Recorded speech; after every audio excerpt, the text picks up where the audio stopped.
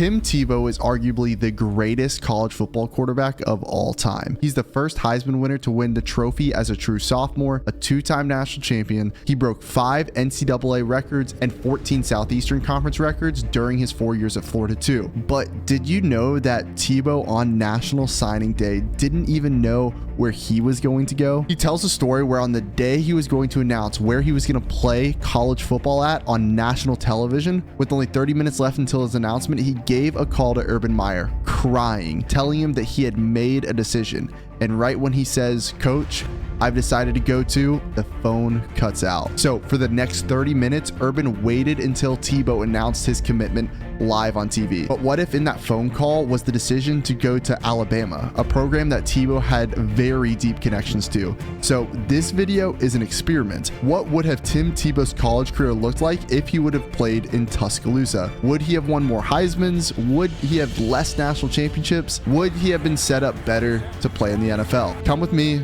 as I replay the career of Tim Tebow, but this time at Alabama.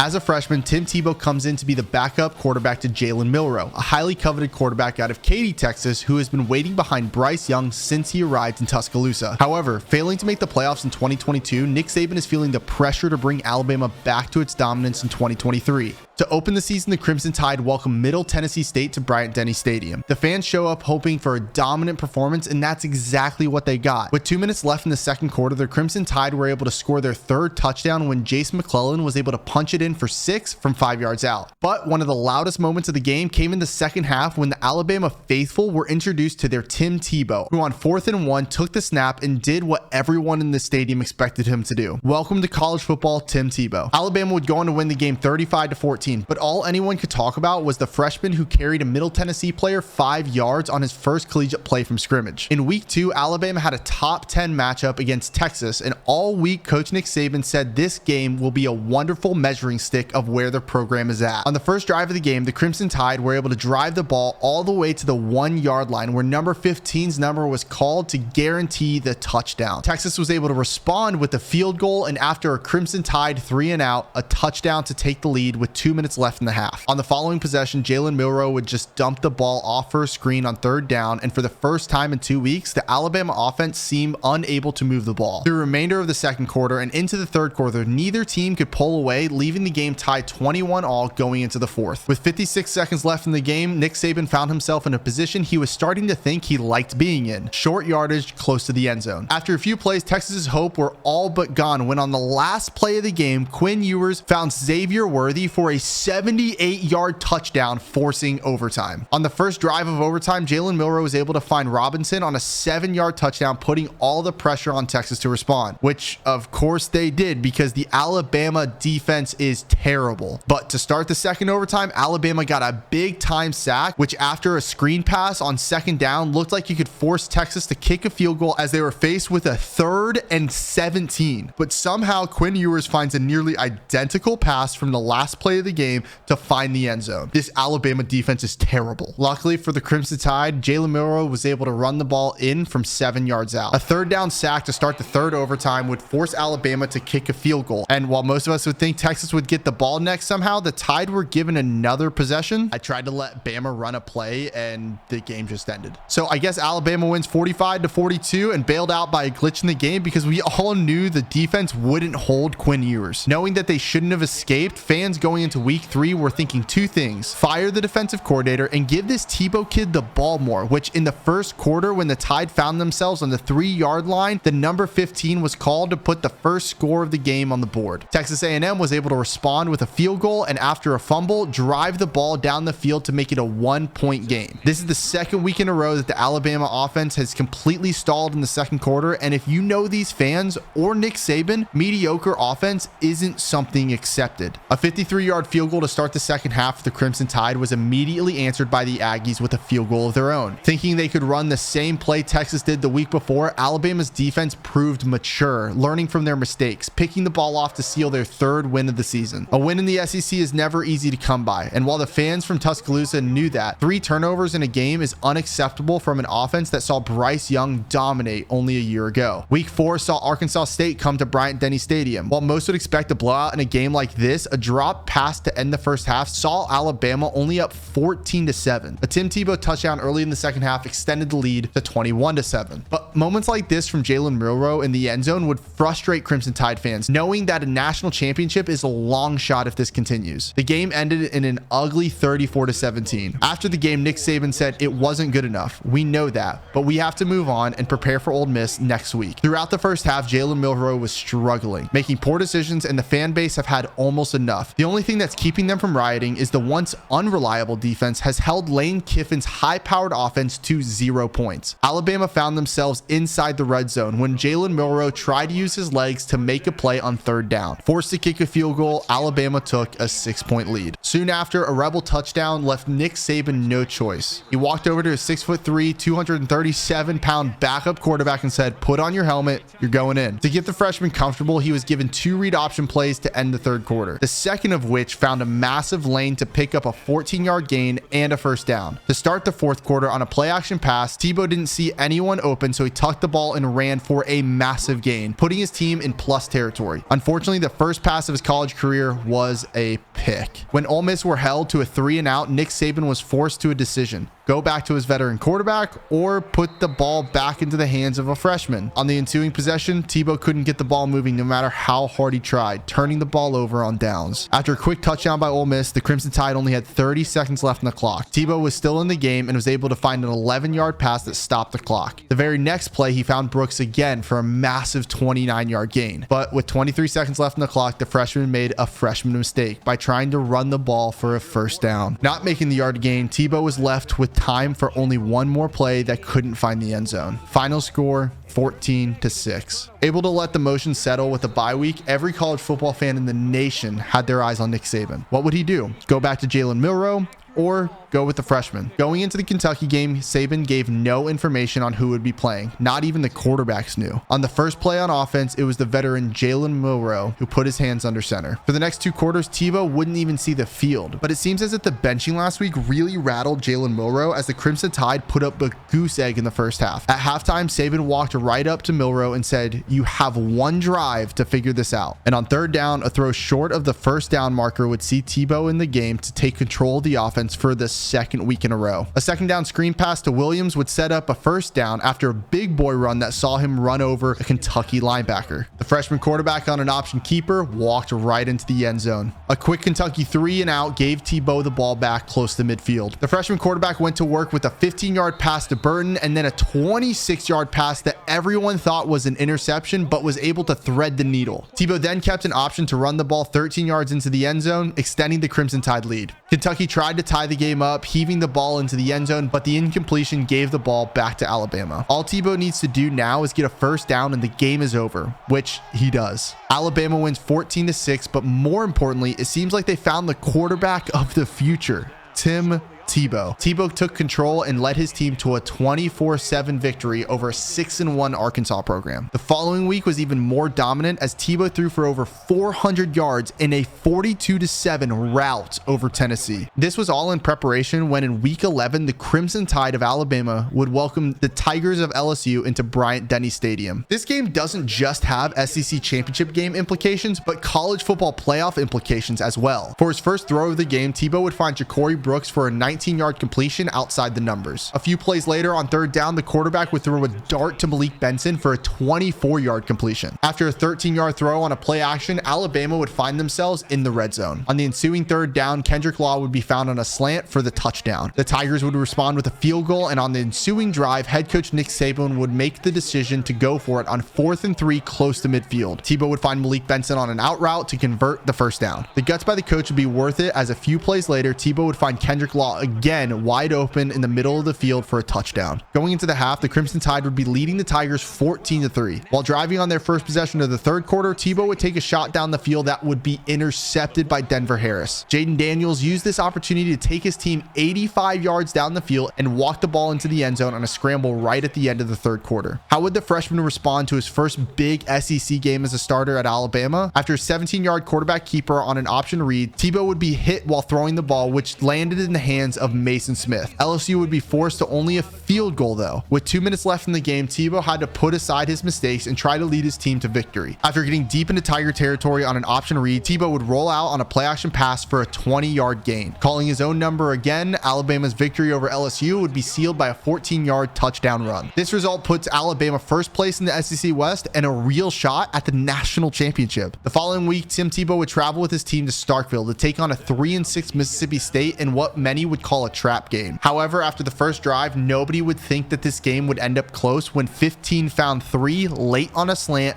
taking it all the way to the house. Even though the Tide were up 7-0, slippery conditions would make it impossible for receivers to hold onto the ball, and neither offense ever got moving. On his first play of the fourth quarter, Tim Tebow threw his third interception of the game with an underthrown ball to his tight end. The Bulldogs would drive the ball all the way to the 4-yard line. On third down, quarterback Sawyer Robinson would try to call his own number, but was met with a heavy hit from an Alabama linebacker. On fourth down, Jaquavius Marks would take the handoff, but would end up being stuffed again, turning the ball over on downs. On the ensuing possession, Tebow would check down to his halfback, who would barely not make it to the line to gain. With big number 15 as his quarterback, Saban chose to go for it on fourth down on his own 25-yard line. Tebow hands the ball off to Jason McClellan and earns the first down. Thanks to a reliable defense, the Crimson Tide survive in Starkville only 7-3. Knowing that they need to clean stuff up on offense, Alabama was thankful they paid $2 million for an FCS East team to come to Tuscaloosa. Midway through the first quarter, Tebow would find Jason McClellan on a screen pass in which the running back would take 66 yards all the way to the house. A stop by the defense would give Tebow the ball to start the third quarter. Wasting no time, the freshman would throw a 50-yard bomb to Ja'Cory Brooks, setting the Tide up in the red zone. The very next time they were on the field, Tebow would plow his way into the end zone again from 15 yards out. What seemed like a good night was quickly turned scary when in the third quarter, the freshman quarterback would take this massive hit and be slow to get up. Every Crimson Tide fan was worried, as the following week they are scheduled to head to Auburn for the Iron Bowl and a game to decide who goes to the SEC championship. The Crimson Tide would end up winning this game 48-0, but at what cost? After x-rays later that day and an MRI later that night, turns out the injury was only a bruised shoulder, meaning that as long as he can toughen up to face the pain, Tebow would be in to face the Tigers. Going into the most hostile environment he's faced in his college career, the question of the college football world was, how was he going to handle the pressure? On the first play from scrimmage, Tebow would fake the handoff to find Ja'Cory Brooks open in the middle of the field for a 29-yard gain. The next play, Tebow would scramble outside the pocket and take the ball deep into Auburn territory on a 21-yard pickup. After a first down, 15 would find his backfield partner on a screen pass that would be taken to the end zone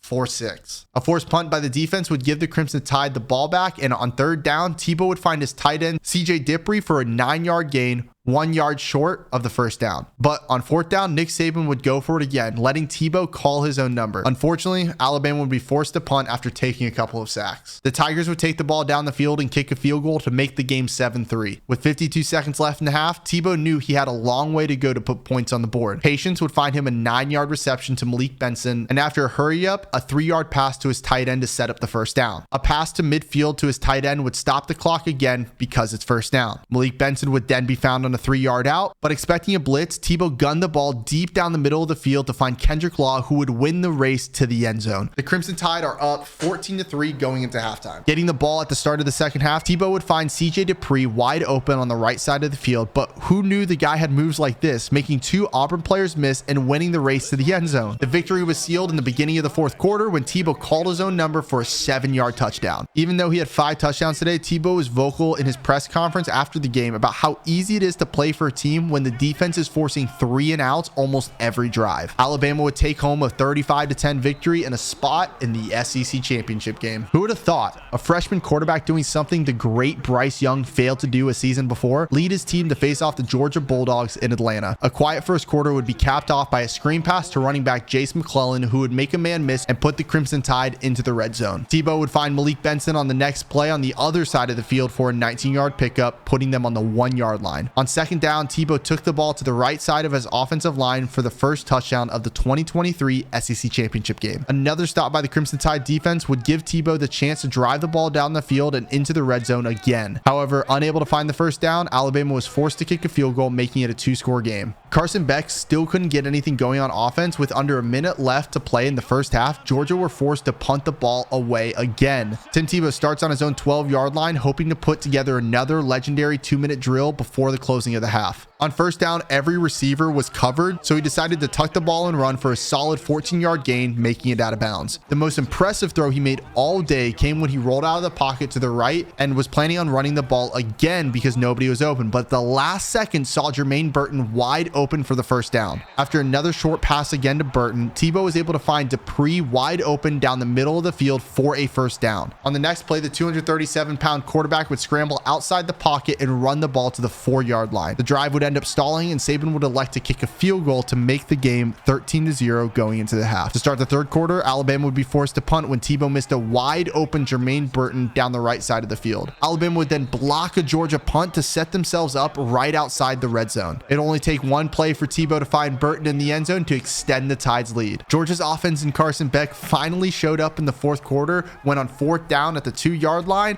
Georgia running back Kendall Milton would take the ball to the outside to put up Georgia's first score. A missed field goal on the following Alabama possession would give Georgia the ball back on their own 20-yard line. And with 24 seconds left on the clock, Carson Beck would find wide receiver Dylan Bell to cut the score down to 6. Luckily for the Crimson Tide, the following onside kick would be recovered by Alabama, and the freshman Tim Tebow would have the ability to walk out in victory formation. Tebow is the first ever freshman quarterback to win the SEC championship, but the season isn't over for the Crimson Tide, as they expect to find themselves in the college football playoff. Because of their win against Georgia and North Carolina's loss in the ACC championship game to Clemson, the Crimson Tide have jumped to the number 1 in the country and will take on the Tar Heels in the college football playoff semifinal in the same building that they won the SEC championship, the Georgia Dome. In the other semifinal, Wisconsin take on Clemson. Going into this game, Alabama has the number 1 defense in the country statistically and the number 15 offense. Tebow would lead out the Crimson Tide on the first drive of the game, starting out with a dart to Ja'Cory Brooks for a 15-yard pickup. But that's literally as good as it got for them. On the following play, he'd be sacked for a loss of 17. The following play, he would throw a pick that would be taken all the way back to the house by Elijah Huzzie. On the second drive of the game, Alabama would be forced to punt the ball. North Carolina took the opportunity to double their lead when Drake May pitched the ball to Elijah Green, who walked it in for 6. It seemed like the Crimson Tide offensive line couldn't block as Tebow was being hit on every single play. The half ended with May finding Green on a wide open touchdown to put North Carolina up 24-0. The second half never got any better as Tebow ended up going 8 for 23. By the end, it looked like the offensive line for Alabama just didn't want to play anymore. Head coach Nick Saban looked stunned in his post-game press conference, saying how it didn't make sense to him. This team had played so well since the loss to Ole Miss earlier this year. Tebow, though, had other words. "I'm sorry to the fans. We were hoping to do something special this year. Put Alabama back on top. I promise you, a lot of good will come from this. You will never see a player push the rest of the team as hard as I will push everyone this offseason. You will hear stories for decades about how hard we will work this offseason so this never happens again. God bless."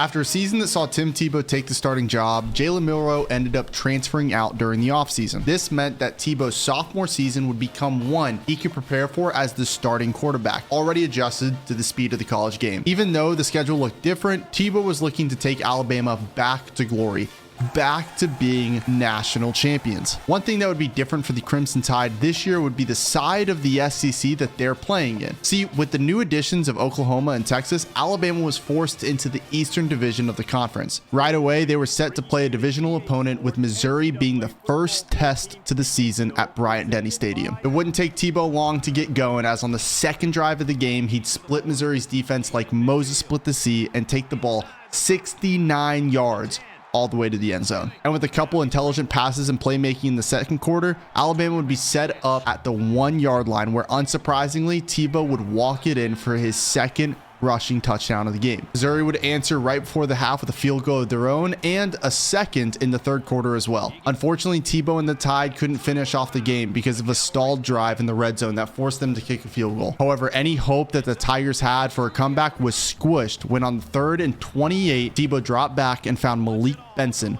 wide open down the right side for a 50-yard touchdown. Missouri would find a touchdown late, but it wouldn't be nearly enough. Final score, 24-12. Alabama. Week 2 would be significantly easier for Tebow and the Tide as they welcomed Vanderbilt for their second SEC East Divisional game of the season. I'll give you a brief summary of the game. It was a thrashing. The play of the game came early in the second quarter when Tebow faked the handoff from 15 yards out and trucked the Vanderbilt corner into next week. The final score would be 48-14, while Tebow would have 382 yards in the air and 6 total touchdowns. A performance that had people start to question, is this the guy who's going to win the Heisman? It was a good thing that Alabama had an easy game in week 2 because in week 3, they traveled to the Swamp to face the 23rd ranked Gators in what could be a game that determines who plays in the SEC championship game. On what was his 3rd play of the game, Tebow scrambled out to his left after a play action and while being hit, ended up fumbling the ball. Shamar James would scoop it up and take it to the house for 6. Everyone knew, however, that Tebow would respond well to the rough start. And after a 14-yard pass to his tight end over the middle of the field,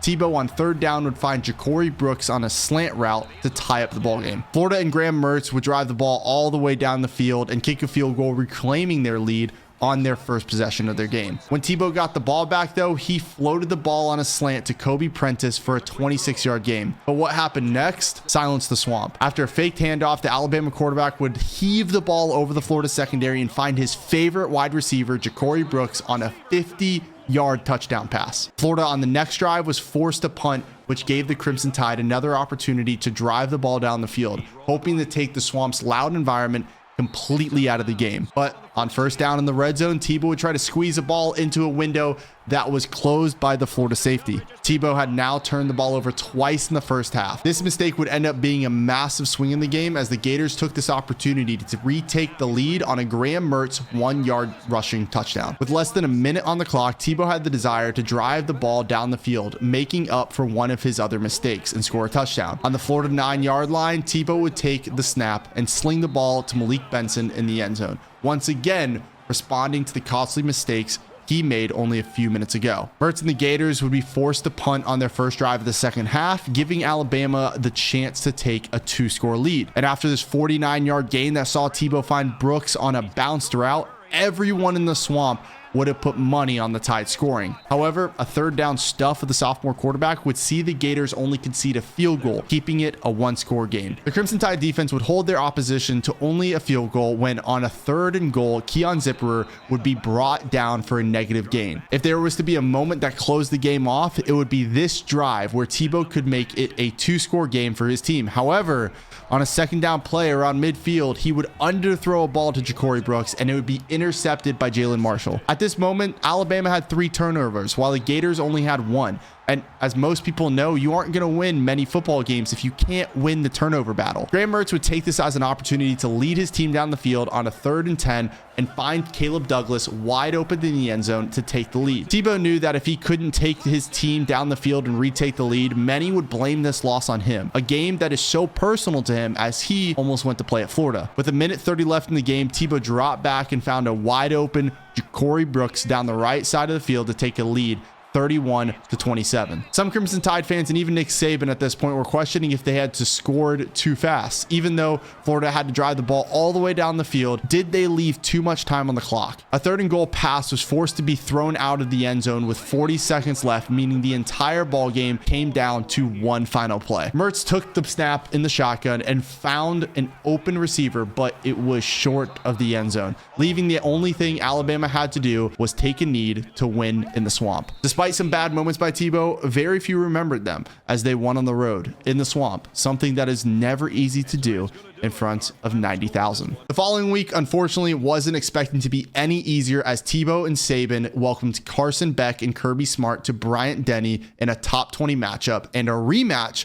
of the previous year's SEC championship. The defending SEC champs wouldn't waste any time though, as Tebow found his number one target, Ja'Cory Brooks, wide open after some scrambling, resulting in a 63-yard touchdown. What caused complete confusion to most fans was when Georgia for some reason wanted to play press coverage, but their corners couldn't compete, shown on this play where Tebow found his tight end wide open on a vertical route over the middle of the field. Kobe Prentice would be found just 2 plays later in the end zone to make it a 21-0 game. Any hope the Bulldogs had on making this game a competition were washed away when Kobe Prentice beat another press coverage around midfield to make the game 28-10. The Tide kept on rolling for the rest of the game, ending it 42-16. Heisman hopeful Tebow had an impressive 401 yards in the air and 6 total touchdowns. Now, if you're used to watching Big Ten, Pac-12, or ACC football, you won't understand that Alabama playing its third-ranked opponent in a row isn't surprising. It's just another Saturday down south where it just means more. Many Texas players wanted to get revenge after feeling like they got robbed the year before in Bryant-Denny. Early on in the game, it looked like Tebow and the Tide might roll over the Longhorns like they did the Bulldogs a week prior when Tebow found Malik Benson over the top for a 64-yard touchdown early in the second quarter. But a 17-yard touchdown run by Texas in response kept their belief strong, and after forcing a 3-and-out, scored 36 seconds before the end of the second quarter on a Quinn Ewers pass to Jatavion Sanders. However, if there is time on the clock and the ball is in Tebow's hands, never count out the Tide from scoring. A few small plays would find the Tide with the ball around midfield with only 9 seconds left on the clock. The quarterback from Jacksonville, Florida would end up throwing it up over the Texas secondary just like he did at the Swamp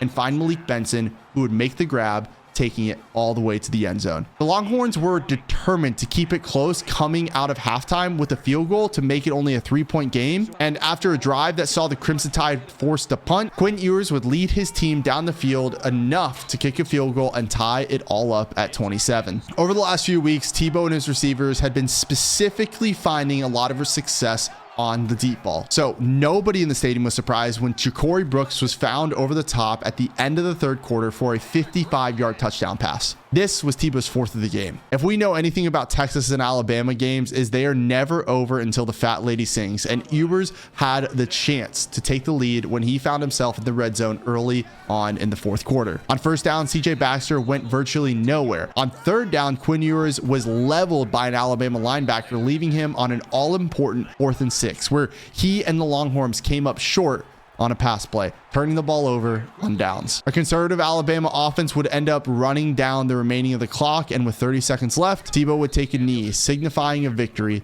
and a 5-0 start to his sophomore season. Final score: Alabama 34, Texas 27. Going into week 6, Tebow would be at the top of the Heisman watch alongside Colorado quarterback Shedeur Sanders. A showdown against West Virginia ended up being a scrimmage where boys were up against men. Before it was even halftime, an 85-yard scoop and score by the Alabama defense would lead to a 35-6 lead going into the second half. The absolute slaughter could be encapsulated on this 53-yard touchdown pass to Malik Benson early in the fourth quarter that saw the Tide go up 48-9. Tebow would have another Heisman-like performance with 416 yards on only 16 completions. The momentum wouldn't slow down for the Tide and Tebow in Lexington, where they were able to throw around the Kentucky defense. At this moment, who could slow down this offense? They looked unstoppable. Early on in the fourth quarter, Tebow would break a school record for most passing yards in a single game on this 46-yard pass to Ja'Cory Brooks. He would end with 542 yards in the air and 5 total touchdowns. After a bye week, the other new school that had been welcomed to the SEC was set to play Alabama. What happened in the second quarter was the deciding factor of this game. Early on, Tebow would find his tight end on a shallow crossing route, who would shed 2 tackles onto his way into the end zone. This completion would also set a new single-season passing record. After an Alabama stop, a couple key passes from Tebow would lead the Tide all the way down to the 6-yard line. Nobody was surprised by the big quarterback tucking the ball and running it into the end zone, making it a 3-score game. However, the action in the second quarter wasn't over yet. A pick by the Alabama defense would set the Heisman frontrunner up for a second down pass that would find Kendrick Law open and juking the defender into next week. Then a fumble on the Oklahoma 6-yard line would give Tebow another chance to score before the half, which he would walk into the end zone untouched on a scramble. The game would end 59-14, and the score wasn't even the most wild numbers of the night. Tim Tebow had 8 total touchdowns. With only 2 games left on the schedule the following week, the number 2 Alabama Crimson Tide would welcome their rivals, the Tennessee Volunteers, to Bryant-Denny Stadium. On the first drive of the game, Tebow would throw an interception straight to a Volunteer linebacker. The Tennessee offense, however, wouldn't go anywhere, so they would attempt a 57-yard field goal that would land miles short. On the following possession, Tebow would find Kendrick Law late on a slant route that would leave him on the 5-yard line. The Volunteer defense stood strong, though, and forced Alabama only to take a field goal. Early in the second half, Tebow would hand the ball off to Jam Miller to extend the Crimson Tide lead to 10. Tennessee would be able to respond with a touchdown of their own, and then Tebow would make his second mistake of the game, throwing the ball across his body after scrambling to the right into the hands of the Tennessee linebacker. Nico would then run the ball in from a couple yards out to make it a 14-10 lead to Tennessee with less than a minute on the clock. Tebow, however, was confident in his ability to lead a strong 2-minute drill. The play that gave the Alabama faithful hope was a 28-yard strike to Kobe Prentice on a vertical route. The following play, Ja'Cory Brooks would be found on a crossing route for a first down. Tebow would then do some work by himself with a 13-yard run that would again stop the clock. And with just seconds left on the clock, CJ Dupree would be found dragging a defender into the end zone to take back the lead before halftime. Unfortunately, the lead wouldn't last long after the break when Caleb Webb would be found by the pylon for a 23-yard touchdown reception. Tebow and the Tide, though, had no doubts that they could score on the ensuing possession, especially after this insane catch by Kendrick Law that would find the offense in the red zone. However, on the next play, Tebow would scramble and fumble the ball on the 5-yard line, giving the ball back to Tennessee. Luckily, it didn't cost them any points as the next couple of drives for both teams were unproductive. Then, with almost 2 minutes left on the clock, Tebow would fake the handoff and walk it in from only a few yards away. Tennessee wasn't done yet, though. A couple of simple passes led them down the field until they had a 3rd and 5 on the Alabama 15-yard line. This play could determine a lot, and thankfully for the Crimson Tide, an Alabama cornerback was able to swat down the ball in the corner of the end zone to force only a field goal. The game would be tied with only 24 seconds left on the clock. Now, was it enough for Tebow to retake the lead? On first down, he would check down to his running back, who would gain only for a couple of yards. On second down, he would make the decision early to tuck the ball and run for a first down. With only 11 seconds left, Tebow knew that this might be his last opportunity to set up his kicker to win the game. And on this play, Kobe Prentice would make a remarkable catch that would set up the Alabama kicker for a 48-yard field goal. The Alabama kicker would get sweet revenge from only a few years ago when Tennessee beat Alabama in Knoxville and win this game 27-24. What impressed so many people about Tebow's performance is even though he had 3 turnovers, he was able to put those behind him and step up in critical 2-minute drills at the end of both halves. Following a week like Tennessee, Alabama was happy to have an easier game that saw him play an inferior Troy team. This game would end 42-10 and a nice reset button before Alabama take on Wake Forest the following week from home. Despite 2 interceptions, Tebow was able to lead his team to a comfortable victory, highlighted by a 66-yard touchdown reception by Ja'Cory Brooks late in the 3rd quarter. That would make the lead more than Wake Forest could ever come back on. The Heisman hopeful would again have another 500-yard plus game that would see him take another step towards being crowned the best college football player in America. Unfortunately for Alabama, the following week would be a week that everyone wishes never happened. Tebow and the Tide would travel to Columbia, South Carolina to take on the South Carolina Gamecocks. Early on, Tebow would heave an underthrown ball in the air that would only be the start of a terrible night. A very slow first half for the Crimson Tide offense would see them down 9-0 in the 2nd quarter. But plays like this one, where Tebow would find Kobe Prentice taking the ball into the red zone, were beginning to give them confidence that they needed. However, all momentum would be stopped when on 2nd down, Tebow would be thrown down on his shoulder and be slow to get up. Tebow would end up being out for the remainder of the game and would never really get the offense moving. The final score would be 25-11 South Carolina, but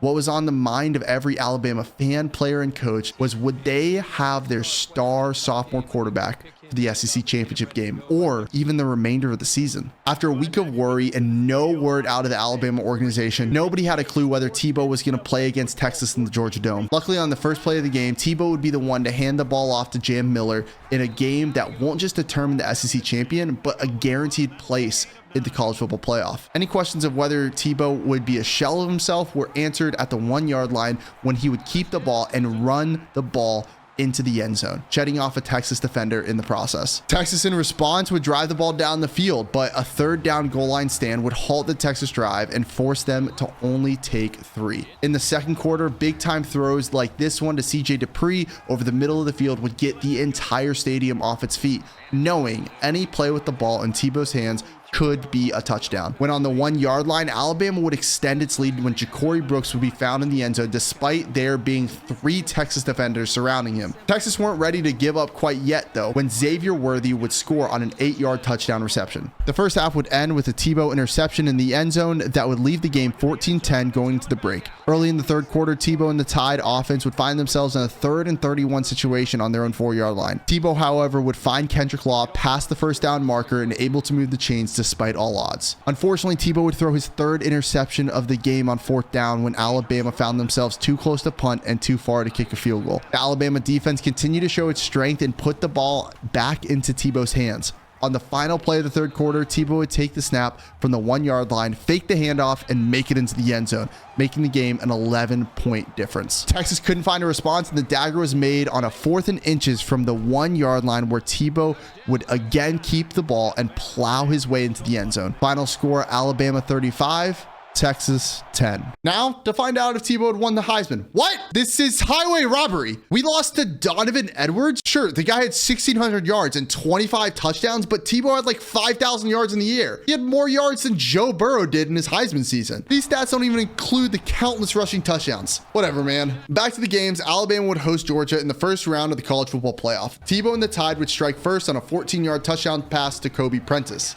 Georgia would respond with a field goal, and a Tebow interception in the second quarter would give Georgia the opportunity to take the lead. Some might need to start asking if Tebow has short-term memory loss, because in the next possession, he would put together a 9-play drive that would be capped off with a 1-yard touchdown run into the end zone. Georgia would score somehow with only 23 seconds left on the clock and have the lead when Alabama got the ball to start in the second half. Tebow unfortunately would be injured on this 3rd down play when he ran to the outside and was tackled out of bounds. The Alabama backup couldn't seem to quite get the ball into the end zone, so the Tide settled for a field goal and retook the lead 17-16. Luckily, the injury didn't seem too serious, as on the first play of the fourth quarter, Tebow was back on the field, finding Kendrick Law deep down the right side of the field for a 49-yard gain. The Heisman runner-up would show his toughness on the 1 yard line by tucking the ball and running it in for 6, extending his team's lead. Georgia was able to respond well, but ended up finding themselves on a 4th and 4 at the Alabama 12-yard line and needing a first down. With what would be the biggest game of the play so far, Carson Beck would decide to keep the ball and slide on the 1 yard line for the first down. The very next play, Roderick Robinson would be able to run over some Alabama players, making it only a 2-point game. On the conversion, Beck would find a wide receiver wide open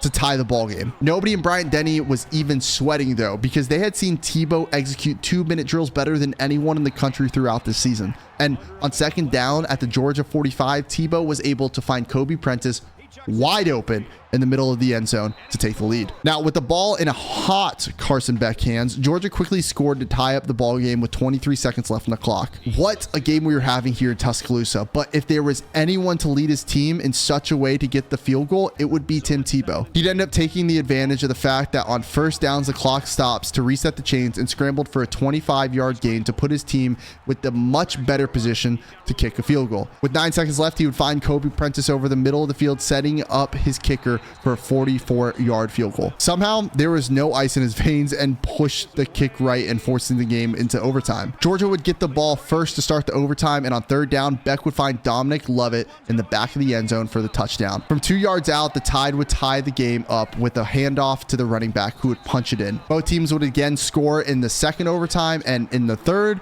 a third down stop would force Georgia to kick a field goal. This was Alabama's moment, and they took full advantage of it. The first play of the series would be a play action pass that would find CJ Dupree inside the 10-yard line, and 2 plays later, Bryant-Denny Stadium would erupt in cheer when Tebow found Dupree again in the end zone to advance to the college football semifinal. Alabama and Washington would find themselves tied after the first half of the semifinal, and despite a 42-point first half between the teams, neither were able to find a score in the third quarter. But what would be a big blow to the Alabama hopes of making it to the national championship game was an injury to Tim Tebow with 2.5 minutes remaining in the quarter. When the news broke that he'd be out for the rest of the game, Alabama knew they had to play perfect to make it to the national championship. In the fourth quarter, a third down stop in the red zone would make Washington take the lead with a field goal. But a 66-yard touchdown pass to Ja'Cory Brooks from the backup quarterback would give the Crimson Tide plenty of hope. Washington would respond with a touchdown of their own when their quarterback ran the ball in on third down. It was all up to Longerton to try to get another score, and on a third down, a 32-yard pass to Kendrick Law would set them up so that a few plays later, Law would be found again,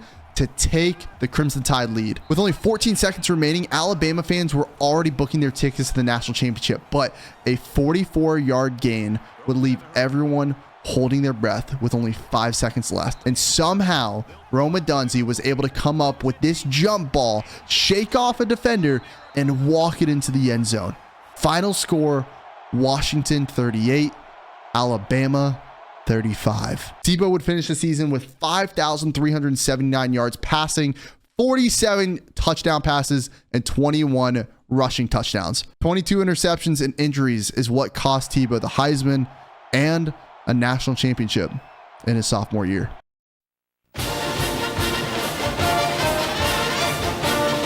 The first game of his junior year would be the same as the year prior, Missouri. Only this time they were playing at Missouri. The first drive would be a clean one with a couple of strong passes that would march the Tide down the field. The first points of the year would be scored by Emmanuel Henderson on a 6-yard touchdown pass. It would only take 30 seconds for Alabama to score again when, thanks to a forced fumble, Tebow walked it in on an option read. Fans could tell that this year could be a special one when in the third quarter, Tebow would put the perfect touch on a pass to find Kendrick Law in the end zone to score their 4th touchdown of the game. The Tide would continue to roll in Columbia to win the game with a final of 45-21. Just like most power schools, Alabama wanted to have a warm-up game as their second game of the season, so Vanderbilt came at the perfect time. And even though it was Bama versus Vandy, nobody expected the beating that was about to happen. By the end of the first quarter, Alabama would already be up 28-0 thanks to the efficiency in Tebow's throws. Near the end of the second half, an 85-yard touchdown pass to Isaiah Bond would make the game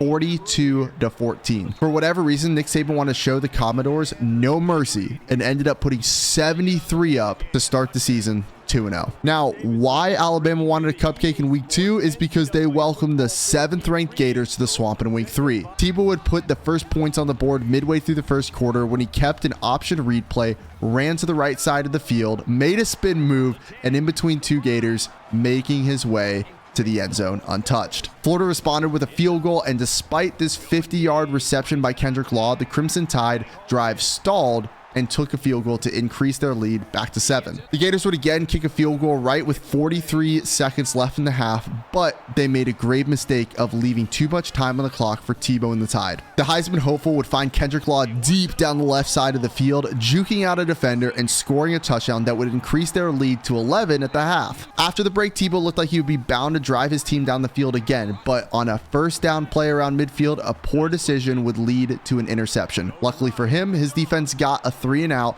but a magnificent punt would leave Tebow starting on his next drive from the 2-yard line. Tebow would fake the handoff and heave the ball down the field as far as he could to his senior wide receiver Kobe Prentice, who would take the ball 98 yards to score the touchdown. Florida was able to score on a touchdown pass to Caleb Douglas with 2 minutes left in the fourth, but an onside kick recovery by Isaiah Bond would secure the victory for the Tide. Tebow did end up adding another touchdown before the final whistle with the rushing score. The final score would be Alabama 31, Florida 21. Week 4, like last year, wouldn't get any easier on paper as Alabama traveled to Sanford Stadium. A early 53-yard pass to Kendrick Law from Tebow would set up the Tide to score on the very next play on a screen pass, making it 7-0. The next time Tebow would get the ball, it would be 14-7 thanks to a pick 6 by the defense and a Georgia touchdown in response. It would only take 4 plays for Tebow to have his second touchdown pass when he found his tight end in the end zone with 37 seconds left in the first quarter. Georgia wasn't done quite yet when Brock Vandegrift found his wide receiver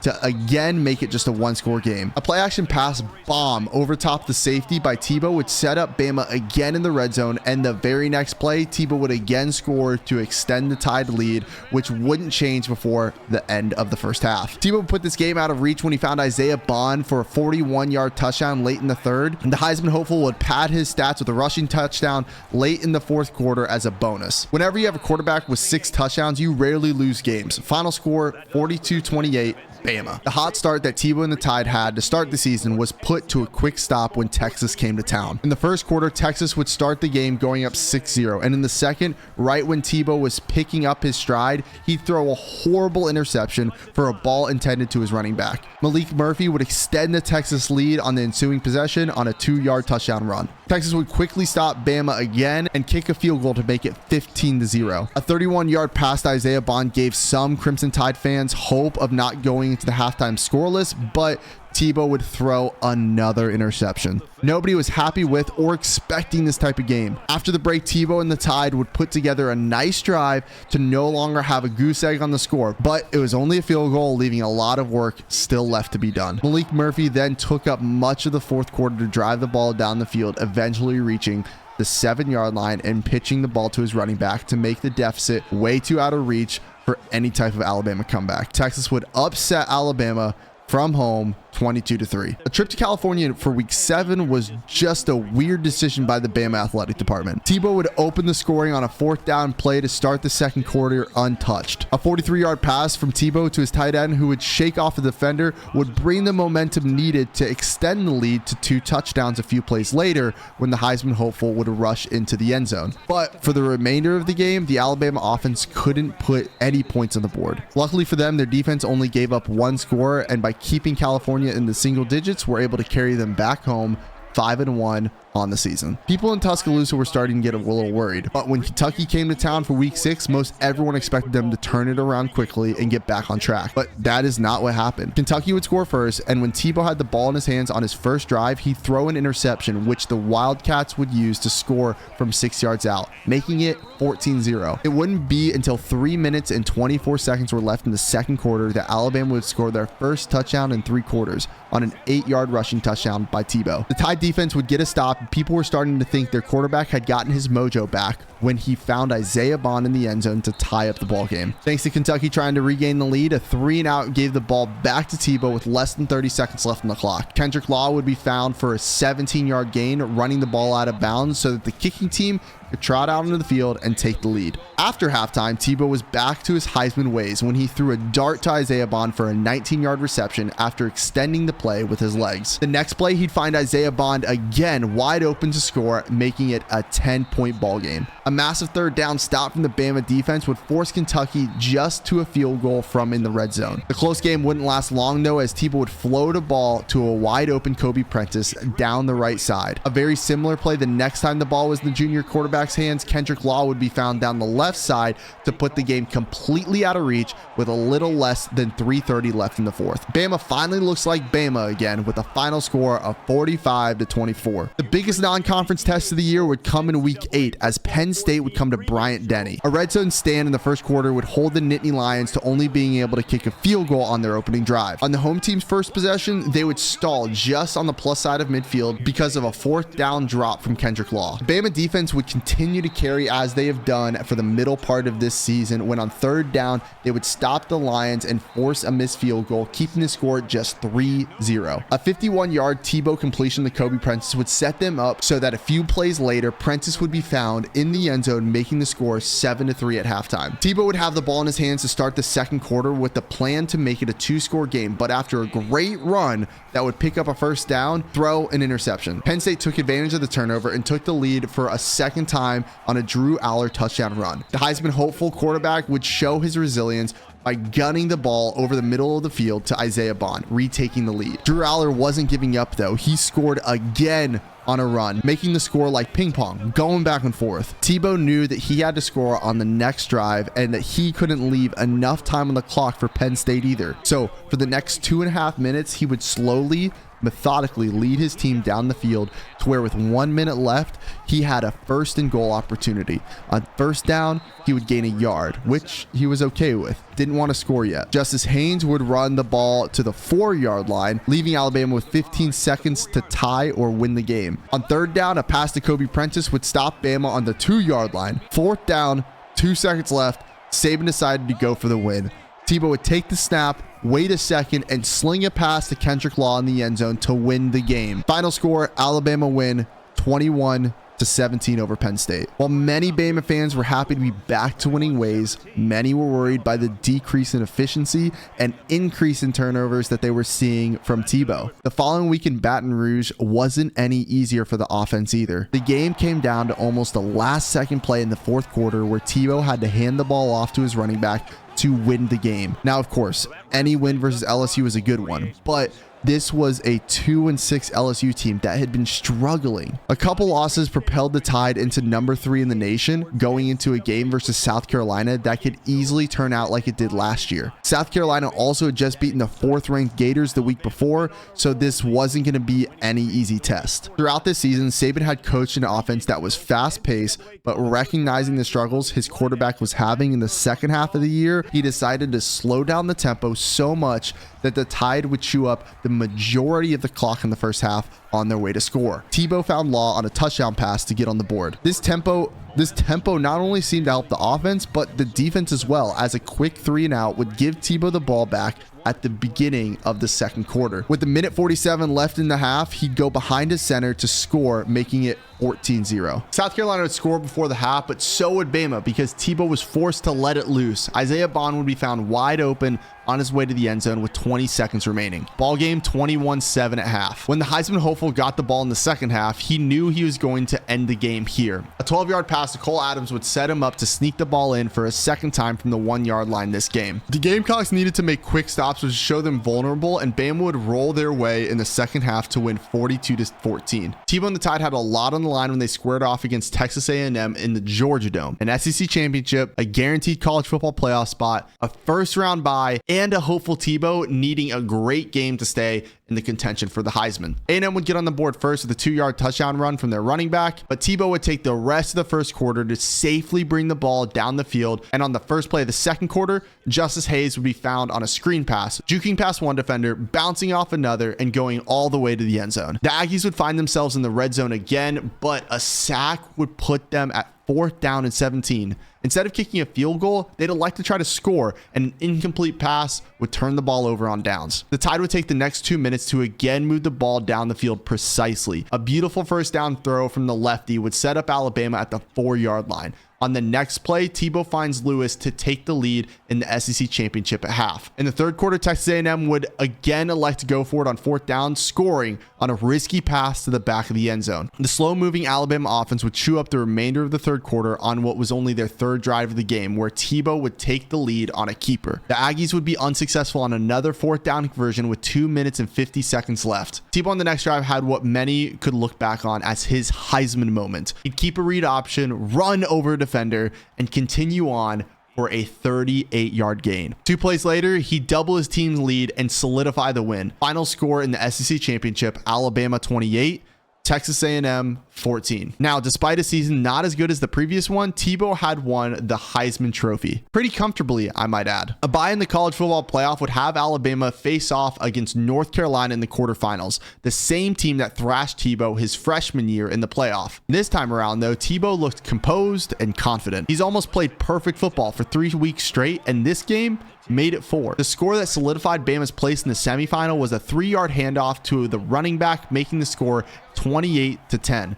Any effort from the Tar Heels wouldn't be enough, and the score would end 28-16. A semifinal of powerhouse programs was a game worthy of a national championship itself. Clemson and Cade Klubnik would open the scoring with 2 minutes and 45 seconds left in the first quarter. Saban wouldn't let it change his game plan though. Tebow would use the remainder of the first quarter to work his way to the 1-yard line. To start the second, Tebow would keep the ball in a sneak, tying the game. A Clemson touchdown got me thinking, when was the last time Tebow wasn't trying to match teams in the first half? It's been a while. But a 2-minute drive would end on a pass to Kendrick Law, who would score his first touchdown of the game. Somehow Clemson scored a field goal in 19 seconds thanks to a blown call by the officiating crew where the receiver is obviously out of bounds when he catches it. But despite feeling a little cheated, the Tide settled for a long field goal to tie the ball game up on their first drive of the second half. The Crimson Tide defense were finally able to get the first stop of the game, and while Saban would have liked better execution on the ensuing drive,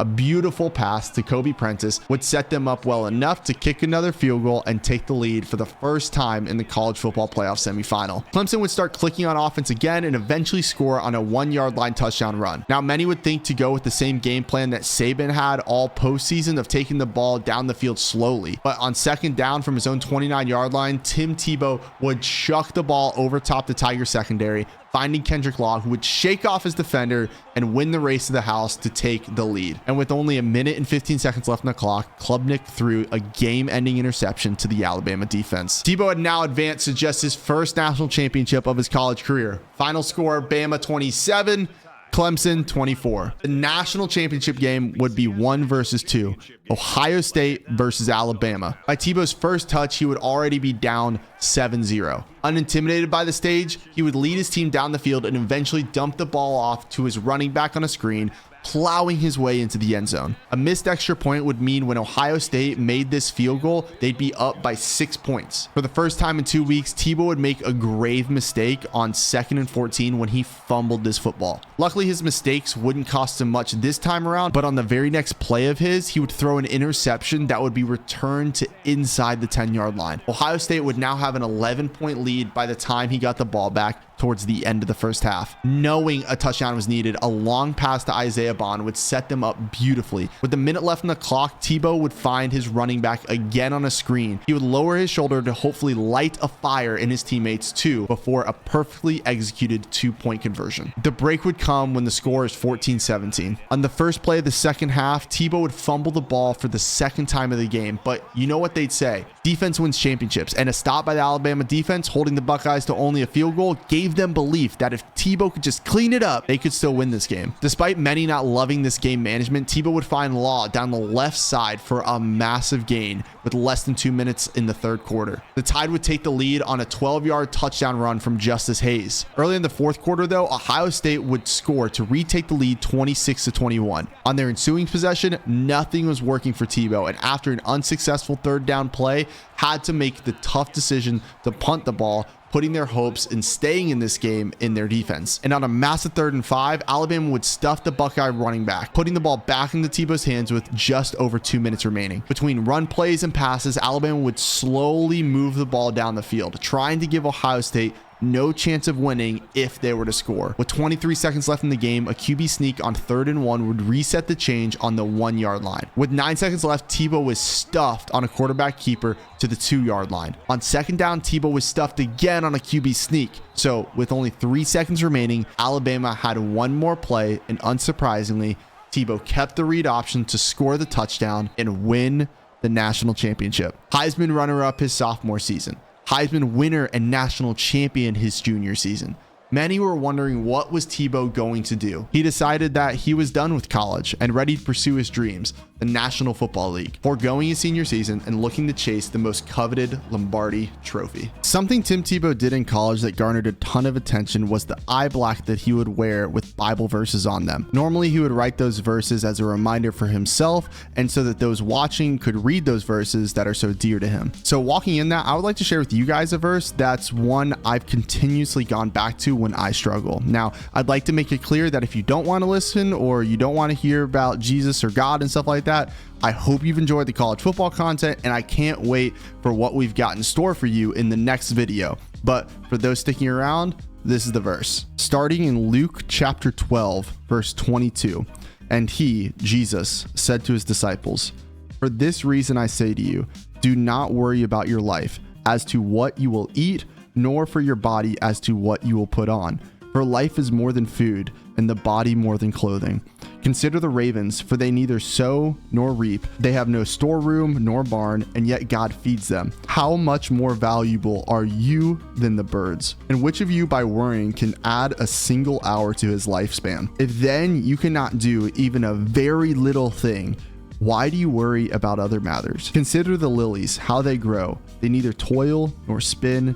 But I tell you, not even Solomon in all his glory clothed himself like one of these. But if God so clothed the grass in the field, which is alive today, and tomorrow is thrown into the furnace, of how much more will he clothe you, you men of little faith? And do not seek what you will eat and what you will drink, and do not keep worrying.